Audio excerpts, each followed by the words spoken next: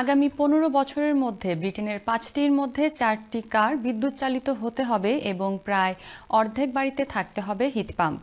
সরকারের স্বতন্ত্র জলবায়ু পরামর্শকরা একথা বলেছেন। আইন অনুযায়ী 2050 সালের মধ্যে ব্রিটেনকে দূষণমুক্ত করতে লক্ষ্যমাত্রা নেট জিরো অর্জন করতে হবে। বায়ুমণ্ডলে যাতে কোনো গ্রিন হাউস গ্যাসের সংমিশ্রণ না ঘটে তার জন্য এ পরিকল্পনা। ক্লাইমেট চেঞ্জ কমিটি বলছে 2050 সালের মধ্যে তারা নিশ্চিত করতে চায় কিভাবে গাড়ি চলবে এবং কিভাবে শীতে বাড়িঘর উষ্ণ রাখা যায় বায়ু দূষণ ছাড়া। বিস্তারিত ডেস্ক রিপোর্টে। জলবায়ু থেকে কার্বন কমানো হয়তো সহজ, এর জন্য ফসিল ফুয়েল ব্যবহার বাদ দিয়ে জোর দিতে হবে নবায়নযোগ্য জ্বালানির উপর। কিন্তু সবকিছু নির্ভর করছে গ্রাহকরা কি চায় তার উপর। ক্লাইমেট চেঞ্জ কমিটি বলছে 2040 সালের মধ্যে 80% কার চলবে বৈদ্যুতিক উপায়ে, আর বাড়ি উষ্ণ রাখতে মোট বাড়ির অর্ধেকে থাকতে হবে হিট পাম্প। লুসি তার বাড়িতে ব্যবহার করছেন হিট পাম্প। বললেন এতে তেমন অর্থ সাশ্রয় হয় না তার।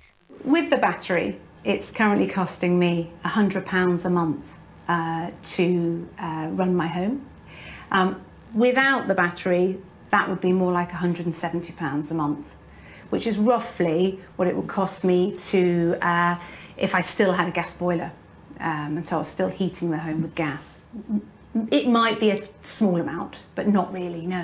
দামি ব্যাটারি ছাড়া বেশিক্ষণ দম থাকে না হিট পাম্পের। তাছাড়া গ্যাস বয়লারের চেয়ে হিট পাম্পের দামও চড়া।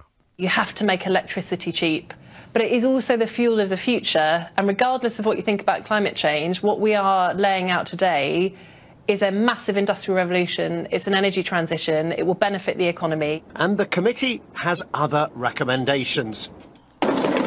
ক্লাইমেট চেঞ্জ কমিটি আরও কিছু প্রস্তাব রেখেছে।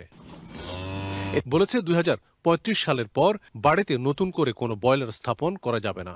এছাড়া মাংস এবং দুধ কম খাওয়ারও পরামর্শ দেওয়া হয়েছে। বাড়বে বিমানে যাত্রার খরচ। কমিটির প্রস্তাবনা বাস্তবায়ন করতে কম কাঠখড় পোড়াতে হবে না। তারপরও জলবায়ু ঠিক রাখতে তারা সিদ্ধান্ত বাস্তবায়নে অটল থাকবে বলেই জানিয়েছে। Milton Rahman, channel S news desk.